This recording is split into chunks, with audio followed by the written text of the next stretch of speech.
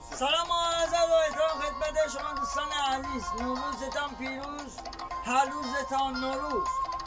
ممنونم از کلی شما دوستان عزیز. ماکد زلی مظفر که شما انتخاب میکنید از طرف آقای قاسمی عزیز. مرسی آمد. این آقای مخان دادی بونم به همه دوستان عزیزمون. جانم مرسی.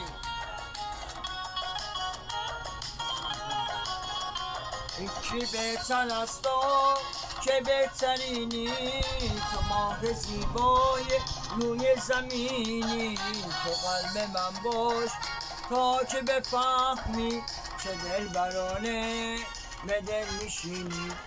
حدس آمدی ها بخشیدنی بود، شرمده چشمات بوسیدنی بود، همه حواسه جامون بیشم من بکمم.